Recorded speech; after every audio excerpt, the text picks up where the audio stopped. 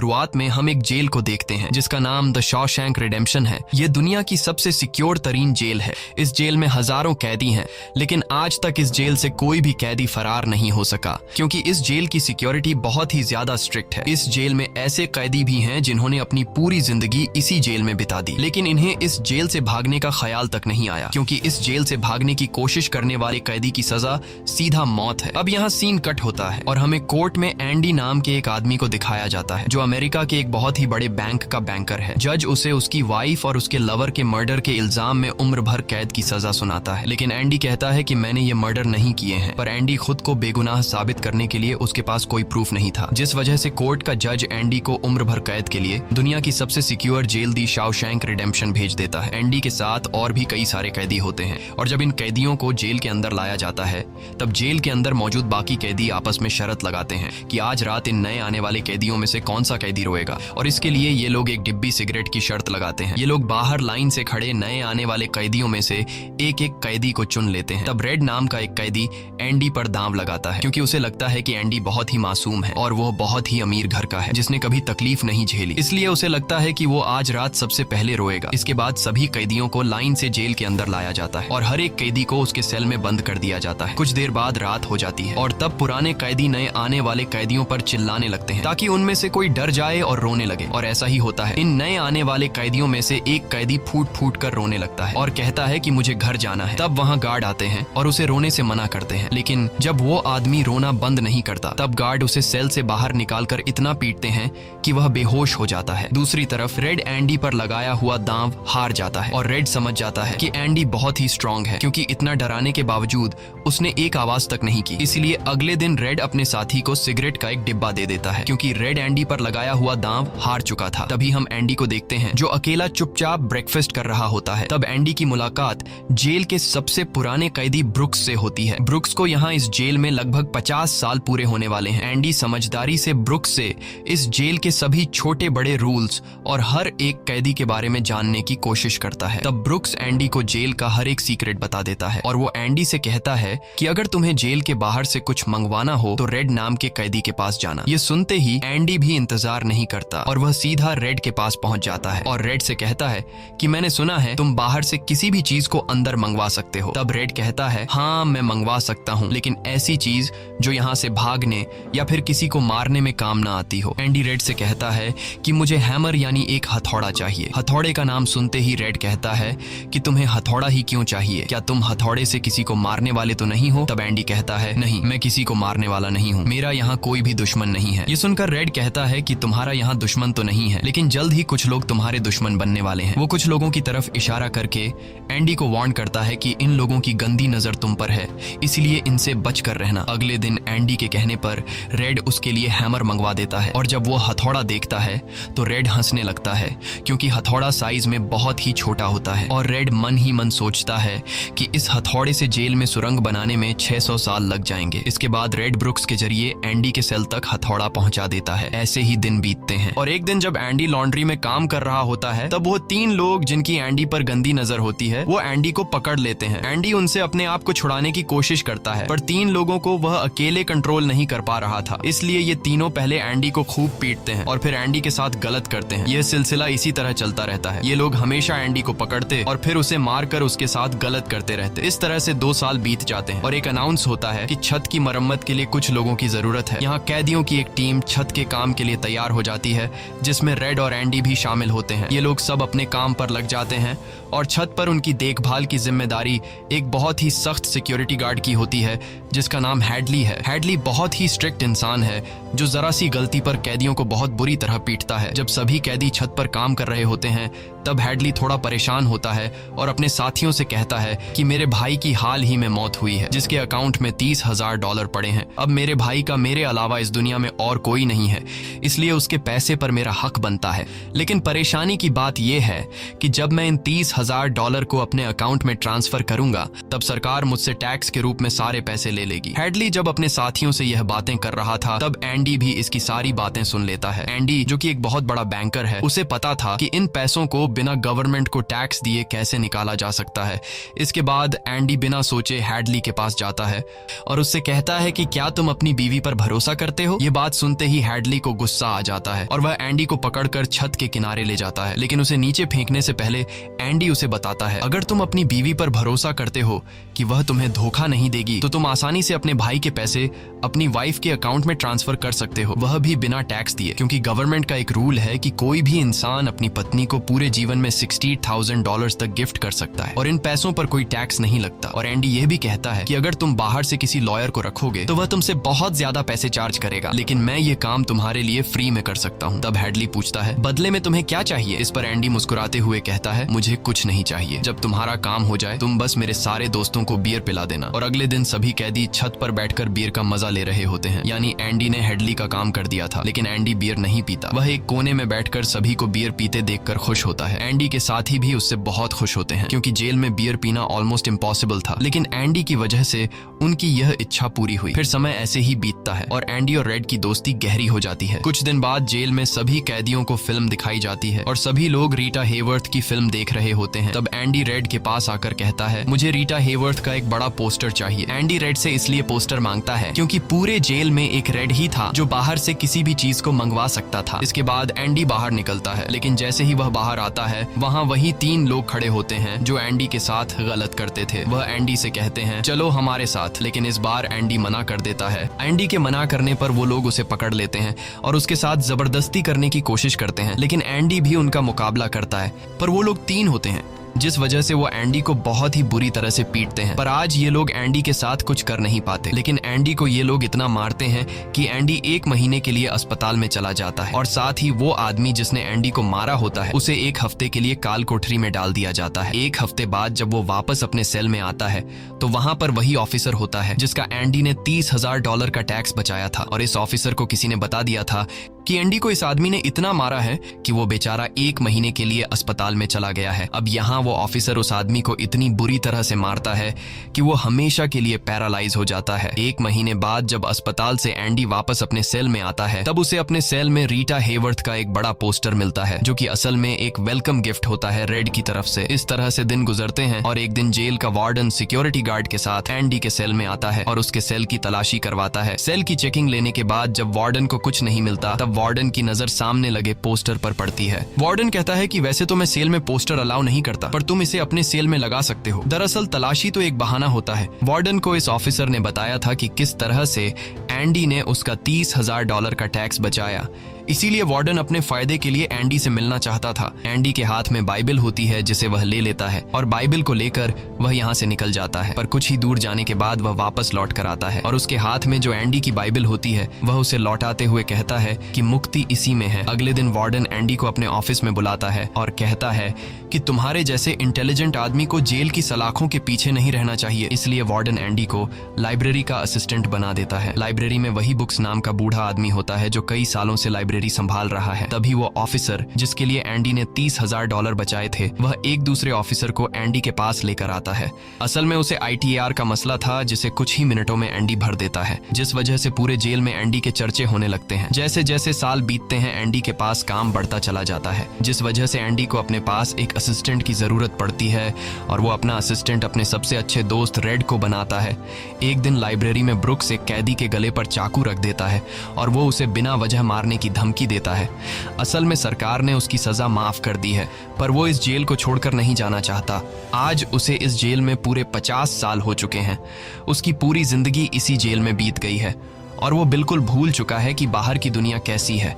ये जेल की दुनिया ही उसकी असली दुनिया है और उसे लगता है कि अगर उसने किसी का खून कर दिया तो उसकी सजा बढ़ जाएगी और उसे इसी जेल में रखा जाएगा। एंडी के समझाने पर ब्रुक्स उस आदमी को जिसकी गर्दन पर उसने चाकू रखा था छोड़ देता है। अब न चाहते हुए भी ब्रुक्स जब जेल से छूटने के बाद बाहर आता है तो उसे बाहर की दुनिया बहुत अजीब लगती है। 50 सालों में बाहर की दुनिया की रफ्तार काफी ज्यादा बढ़ गई होती है। जहाँ सड़क पर पहले एक गाड़ी दिखती थी, अब सड़कों पर गाड़ियों की भीड़ है। कुछ दिन बाद वो एक सुपरमार्केट में काम करने लगता है, लेकिन उसका बाहर की दुनिया में बिल्कुल भी मन नहीं लगता। उसे बार बार जेल की याद आती है और वो जेल में वापस आना चाहता है। इसीलिए वो कभी कभी सोचता है कि वो कोई क्राइम करे ताकि वह फिर से इस जेल में जा सके। लेकिन ब्रुक्स इस उम्र में कोई भी क्राइम नहीं करना चाहता था और इस भीड़ भाड़ वाली तेज रफ्तार वाली जिंदगी में ब्रुक्स सर्वाइव नहीं कर पाता और अपनी जान दे देता है। मरने से पहले वो जेल में अपने साथियों के नाम एक खत लिखता है, जिसे पढ़ते हुए सभी बहुत ज्यादा इमोशनल हो जाते हैं। वहीं हमें जेल दिखाई जाती है है जहां पर वार्डन एक नया प्रोग्राम शुरू करता है। इस प्रोग्राम में जेल की कैदियों को बाहर ले जाकर काम करवाया जाएगा ताकि उन्हें पता चल सके कि मेहनत से पैसे कैसे कमाए जाते हैं। और कैदी भी इस काम के लिए मान जाते हैं क्योंकि वह सब भी बाहर की हवा खाना चाहते थे। और इस तरह से वार्डन इन कैदियों से काम लेता है। पर इस प्रोजेक्ट के जरिए वार्डन को बहुत सारे कॉन्ट्रैक्ट मिल जाते हैं क्योंकि जेल के कैदियों की लेबर बहुत सस्ती होती है और जो बाहर की लोकल कंस्ट्रक्शन लेबर की टीम होती है उन्हें कहीं पर भी काम नहीं मिलता क्योंकि वार्डन उनका काम आधी कीमत पर अपने कैदियों से करवाता है। और वार्डन आधी कीमत पर काम इसलिए करता है क्योंकि कैदी कोई लेबर तो थे नहीं जिनको वार्डन दिहाड़ी दे पाता। इसलिए वार्डन फ्री में कैदियों से काम करवाकर बहुत सारा पैसा कमाने लगता है और उसका यह पैसा ब्लैक का होता है। लेकिन एंडी एक बैंकर होने की वजह से वार्डन का सारा ब्लैक मनी व्हाइट में बदल देता है। दरअसल एंडी इन पैसों को एक ऐसे आदमी के नाम पर जमा करता है जो इस दुनिया में है ही नहीं और वह उसके अकाउंट में सारा पैसा ट्रांसफर कर देता है ताकि अगर कल को पुलिस को पता भी चल जाए तो पुलिस एक ऐसे आदमी को ढूंढ रही होगी जो इस दुनिया में कभी पैदा ही नहीं हुआ। अब यहाँ जेल में एक नया कैदी आता है जिसका नाम टॉमी है। टॉमी बहुत यंग होता है और वह इस छोटी सी उम्र में कई सारी जेलों में जा चुका है। टॉमी एक बहुत ही फ्रेंडली नेचर का था इसलिए उसकी जल्द ही जेल में बहुत से कैदियों से दोस्ती हो जाती है। एक दिन खाने की टेबल पर टॉमी सबसे कहता है कि मैं पिछले कई सालों से चोरी कर रहा हूँ, इसलिए मैं यहाँ की कई सारी जेलों में जा चुका हूँ और इस बार भी मैं चोरी की वजह से इस जेल में आया हूँ। टॉमी की बात सुनते हुए एंडी उसे कहता है कि अगर तुम चोरी करने के बाद बार बार पकड़े जा रहे हो तो इसका मतलब ये है कि यह काम तुम पर सूट नहीं करता, इसलिए तुम्हें चोरी करना छोड़ देना चाहिए। टॉमी को एंडी की यह बात बिल्कुल ठीक लगती है, इसलिए टॉमी रेड से एंडी के बारे में जानकारी लेने लगता है। टॉमी रेड से कहता है कि एंडी बहुत ही इंटेलिजेंट और डिसेंट इंसान है, उसे जेल क्यों हुई है। रेड उसे बताता है कि एंडी एक बहुत बड़ा बैंकर था लेकिन उसने अपनी वाइफ और उसके लवर का कत्ल किया जिस वजह से उसे उम्र भर कैद हुई। यह सुनकर टॉमी सोच में पड़ जाता है, जैसे उसे कुछ याद आया हो। उसके बाद वह एंडी को बुला लेता है। अब टॉमी के सामने एंडी और रेड होते हैं। टॉमी इन दोनों को बताता है कि 4 साल पहले मैं एक जेल में गया था जहां पर मुझे एक कैदी मिला और उस कैदी ने मुझे बताया कि एक रात वह एक घर में चोरी करने गया। चोरी के दौरान उस घर का मालिक जाग गया। अब पकड़े जाने के डर से उसने उस घर के मालिक और उसकी पत्नी को मार डाला। बाद में उसे पता चला कि वो दोनों पति पत्नी नहीं थे बल्कि लवर थे और वो औरत एक बहुत बड़े बैंकर की पत्नी थी। कुछ समय बाद जब मैंने अखबार में न्यूज पढ़ी तो मुझे पता चला कि पुलिस ने जब इन 2 मर्डर्स के बारे में जांच की तो पुलिस को शक हुआ कि इन दोनों को बैंकर ने मारा है। इसलिए बैंकर को उसकी पत्नी और उसकी पत्नी के लवर के हत्या के इल्जाम में गिरफ्तार कर लिया गया। यहाँ हमें पता चलता है कि एंडी बेगुनाह था। ये सब जानने के बाद एंडी वार्डन के पास जाता है और उससे ये सारी बातें बताता है, पर वार्डन जानबूझकर उसकी बातों पर विश्वास नहीं करता क्योंकि एंडी वह इंसान है जो उसके काले पैसों को व्हाइट में बदलता है और वार्डन के सारे राज जानता है। इसलिए अगर एंडी यहाँ से चला गया तो वार्डन न तो और पैसे कमा पाएगा और शायद उसके ब्लैक पैसों का राज भी खुल जाएगा। इसलिए वह एंडी से कहता है कि यह एक झूठी कहानी है, मुझे ऐसी कहानियां रोज सुनने को मिलती हैं। एंडी वार्डन से वादा करता है कि अगर मैं आजाद भी हो गया तो मैं तुम्हारा राज ही रखूंगा। लेकिन वार्डन एंडी की कोई भी बात नहीं सुनता। यह देखकर एंडी को बहुत गुस्सा आता है कि मैंने इस आदमी की इतनी मदद की लेकिन आज बेगुनाह होने के बावजूद भी मुझे यह बाहर नहीं जाने दे रहा। इसलिए एंडी वार्डन पर चिल्ला पड़ता है। तब वार्डन एंडी को 1 महीने के लिए काल कोठरी में डाल देता है और उसके बाद वह सीधे टॉमी के पास जाता है और वार्डन टॉमी से पूछता है कि क्या तुमने जो बातें एंडी को बताई हैं वह सारी सच हैं। टॉमी कहता है हाँ ये बिल्कुल सच है। इसके बाद वह टॉमी से कहता है कि क्या अगर तुम्हें कोर्ट में बुलाया जाए तो तुम कोर्ट में इस बात की गवाही दे सकते हो। तब टॉमी कहता है हाँ मैं इसके लिए तैयार हूँ। यह सुनते ही वार्डन ऊपर गार्ड को इशारा करता है और वह गार्ड टॉमी को गोलियों से छलनी कर देता है। इसके बाद वार्डन एंडी के पास जाता है और उसे कहता है कि टॉमी ने भागने की कोशिश की थी इसलिए उसे गोली मार दी गई। लेकिन एंडी समझ जाता है कि टॉमी को क्यों मारा गया और एंडी मन ही मन सोचता है कि वार्डन बहुत ही घटिया इंसान है। एंडी वार्डन से कहता है कि आज के बाद मैं तुम्हारा काम कभी नहीं करूंगा। तब वार्डन कहता है कि मेरा काम तो तुम्हें ही करना पड़ेगा वरना मैं यह जेल तुम्हारे लिए नरक बना दूंगा। और जाते हुए वार्डन सिक्योरिटी गार्ड से कहता है कि उसे 1 और महीने के लिए काल कोठरी में रखो। काल कोठरी एक बहुत ही खौफनाक जगह थी जहाँ काले अंधेरों में कैदी को पूरे 1 महीने रहना पड़ता था। अब एंडी इस काल कोठरी में 1 महीना तो बिता चुका था लेकिन अब उसे 1 और महीना उसी अंधेरे वाले छोटे से कमरे में बिताना पड़ेगा। बाहर पूरे जेल में यह खबर फैल जाती है कि एंडी उस गुनाह की सजा काट रहा है जो उसने कभी किया ही नहीं था। जेल के अंदर मौजूद सभी कैदियों को एंडी के लिए बहुत दुख होता है। अब काल कोठरी में पूरे 2 महीने गुजारने के बाद जब एंडी बाहर आता है तो रेड उसके पास आता है। एंडी रेड से पूछता है कि क्या तुम कभी इस जेल से बाहर निकल पाओगे। रेड कहता है हाँ, लेकिन तब जब मैं बहुत बूढ़ा हो गया होऊंगा और मेरा दिमाग काम करना बंद कर देगा। एंडी कहता है कि मैं यहाँ से निकलकर मेक्सिको जाऊंगा। मेक्सिको में समुद्र किनारे एक बहुत खूबसूरत जगह है। कहा जाता है कि इंसान अपने आप को वहाँ खो देता है। मैं वहाँ अपना एक रेस्टोरेंट खोलूंगा, समुद्र किनारे अपनी नाव की रिपेयर करूंगा और वहाँ मुझे एक जोगाड़ी आदमी की जरूरत पड़ेगी जो मेरे लिए बाहर से सामान लाया करेगा। असल में वह रेड की तरफ इशारा कर रहा था। रेड ये सुनकर कहता है कि उम्मीद बहुत खतरनाक चीज होती है, ये इंसान को पागल तक कर देती है। तुम्हें सच्चाई की दुनिया में वापस लौटना होगा। मेक्सिको यहाँ से बहुत दूर है। ये कहकर रेड वहाँ से जाने लगता है, लेकिन जाने से पहले एंडी रेड से कहता है कि वादा करो कि अगर तुम कभी यहाँ से रिहा हुए तो मेरा एक काम करोगे। रेड कहता है हाँ, मैं जरूर करूंगा। तब एंडी रेड को एक एड्रेस बताता है और कहता है कि जब भी तुम यहाँ से छूट जाओ तो उस जगह जाना जहाँ एक बड़े मैदान के बीच एक खूबसूरत पेड़ है। उसी पेड़ के नीचे मैंने अपनी वाइफ को प्रपोज किया था। वह रेड से कहता है कि उसी पेड़ के नीचे एक दीवार के अंदर तुम्हें काले रंग का पत्थर मिलेगा जिसके नीचे मैंने एक बॉक्स छिपाया है और जब भी तुम रिहा हो जाओगे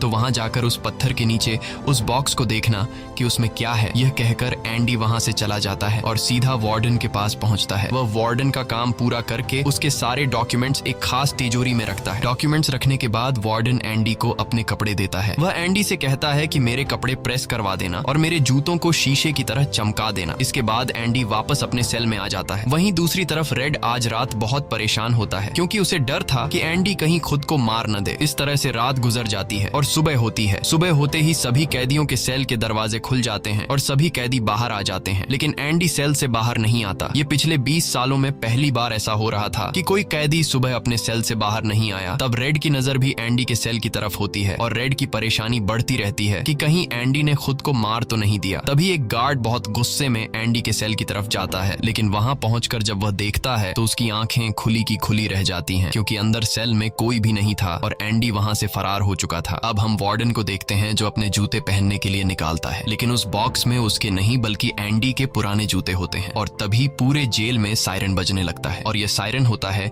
किसी कैदी के भागने का। वार्डन तेजी से एंडी के सेल में जाता है और वहां वह देखता है कि एंडी नहीं है। इसके बाद वह सिक्योरिटी गार्ड से कहता है कि जाओ और रेड को बुलाकर लाओ क्योंकि वह हमेशा एंडी के साथ रहता था। यहाँ पर रेड को भी बुलाया जाता है। वार्डन रेड से पूछता है कि यह एंडी कहाँ है। रेड कहता है कि मुझे क्या पता। इस बात पर वार्डन को बहुत गुस्सा आता है। वह कहता है क्या वह कोई भूत था जो रातों रात यहाँ से गायब हो गया। गुस्से में वार्डन वहाँ पड़े पत्थर उठाता है और उनसे गार्ड्स और रेड को मारने लगता है और एक पत्थर वह उस पोस्टर पर भी मारता है जो दीवार पर लगा होता है, पर पत्थर टकराकर नीचे नहीं गिरता बल्कि पोस्टर के आर पार हो जाता है। और जब वार्डन उसके अंदर हाथ डालता है तो देखता है कि एंडी ने वहाँ एक बहुत बड़ी सुरंग बना रखी थी जिसे देखकर सब हैरान हो जाते हैं क्योंकि यह दीवार बहुत मजबूत होती है। बिना मशीन के इस दीवार में सुरंग बनाना लगभग नामुमकिन था, पर एंडी ने नामुमकिन को मुमकिन कर दिखाया और यहाँ से फरार हो गया। इसके बाद सभी गार्ड्स वहाँ जाते हैं जहाँ से एंडी बाहर निकला था। वहाँ उन्हें एंडी के पुराने कपड़े और वह हथौड़ी मिलती है जो आज से 20 साल पहले एंडी ने रेड से मंगवाई थी। ये वही हथौड़ी होती है जिससे पिछले 20 सालों से एंडी अपनी सेल की दीवार में सुरंग बना रहा था। 20 सालों से एंडी ने यह काम इतनी बारीकी से किया कि किसी को पता तक नहीं चला। साथ ही दीवार से जो भी मिट्टी निकलती थी वह उसे अपनी जेब में रखकर ग्राउंड में बिखेर देता था। एंडी ने आखिरी बार जब वार्डन के लिए काम किया था तो वह वार्डन के काले पैसों के सारे डॉक्यूमेंट्स अपने पास रख लेता है और उसके पास जो उसकी बाइबल होती है वह उसे वार्डन की नजरों के सामने चालाकी से उसकी तिजोरी में रख देता है और एंडी वार्डन को ऐसे दिखाता है कि जैसे ये बाइबल नहीं बल्कि उसके डॉक्यूमेंट्स हैं। साथ ही वार्डन ने जो अपने कपड़े उसे प्रेस करने के लिए दिए थे, एंडी पहले वार्डन के कपड़ों को पहनता है और फिर उसके ऊपर अपने पुराने कपड़े पहन लेता है और वे जूते जो वार्डन ने उसे शीशे की तरह चमकाने के लिए दिए थे एंडी उन्हें पहनकर निकल जाता है। रात को जैसे ही सारी लाइट्स बंद होती हैं, एंडी अपने सेल में की गई सुरंग से बाहर निकलता है। इसके बाद वह एक गटर का पाइप तोड़ता है और उस पतले से गटर के पाइप में रेंगता हुआ उस जेल से फरार हो जाता है जिससे आज तक कोई भी भाग नहीं सका था। हालांकि एंडी जिस गटर के पाइप से रेंगता हुआ बाहर निकला था वह लगभग 2 किलोमीटर लंबा था। अगली सुबह एंडी उस बैंक में जाता है जहां पर वार्डन का सारा ब्लैक पैसा होता है। ये पैसे एक ऐसे आदमी के नाम पर होते हैं जो इस दुनिया में है ही नहीं। ये सारा डॉक्यूमेंट्स का खेल एंडी ने ही तो बनाया था और बैंक में उस अकाउंट के ओनर का जो सिग्नेचर था वह जेल से एंडी किया करता था। इसलिए एंडी को वार्डन का सारा पैसा निकालने में कोई मुश्किल नहीं होती। एंडी के पास उस आदमी के नाम के सारे सारे डॉक्यूमेंट्स होते हैं। इसलिए एंडी बैंक्स में जाकर सारे पैसे निकाल लेता है और ये पैसे होते हैं $3,70,000। यानी कि एंडी न केवल आजाद हुआ बल्कि वह पैसों से माला माल भी हुआ। और यहाँ हमें पता चलता है कि एंडी जिस दिन से उस जेल में एंटर हुआ था उसी दिन से वह इस काम की प्लानिंग कर रहा था। वार्डन ने एंडी के साथ जेल में बहुत बुरा सलूक किया था और उसने टॉमी को भी मार दिया था। इसलिए वह वार्डन के काले पैसों के सबूत मीडिया को देता है। अगली सुबह यह खबर न्यूज़पेपर में छप जाती है और जब वार्डन तिजोरी खोलकर देखता है तो उसमें उसके डॉक्यूमेंट्स नहीं बल्कि बाइबल होती है। बाइबल के पहले पेज पर एंडी ने लिखा होता है कि तुमने सही कहा था, मुक्ति इसी में है। और जब वार्डन पेज पलटता है तो वह देखता है कि वहां पर हथौड़ी का एक निशान होता है। दरअसल एंडी ने बाइबल के पेजेस को हथौड़ी की शेप में काटकर एक सांचा बनाया हुआ था जिसके अंदर वह अपनी हथौड़ी छिपाया करता था। और आज से 20 साल पहले जब वार्डन पहली बार एंडी की सेल में गया था और उसने एंडी की बाइबल उसके हाथ से लेकर वापस उसे लौटा दी थी, उस समय भी वह हथौड़ी उसी बाइबल के अंदर थी। यह देखकर वार्डन को एक बहुत बड़ा झटका लगता है। दूसरी तरफ वार्डन के काले पैसों की खबर पूरे शहर में फैल चुकी थी, इसलिए जेल के बाहर रिपोर्टर्स और पुलिस वार्डन को गिरफ्तार करने के लिए आ रही होती है। और इससे पहले कि पुलिस उसे गिरफ्तार करती, वार्डन अपने आप को गोली मार देता है। कुछ समय बीतने के बाद एंडी के दोस्त रेड की सजा भी माफ कर दी जाती है और उसे गवर्नमेंट की तरफ से एक नौकरी भी दिलाई जाती है। पर बाहर की दुनिया में रेड का दिल बिल्कुल नहीं लगता क्योंकि उसने अपनी जिंदगी के 40 साल जेल में गुजारे थे। रेड भी उसी कमरे में रहता है जहां पर ब्रुक्स रहा करता था और रेड भी अपनी जान देना चाहता है। पर तभी उसे याद आता है कि उसने एंडी से वादा किया था। Get free music on mdundo.com.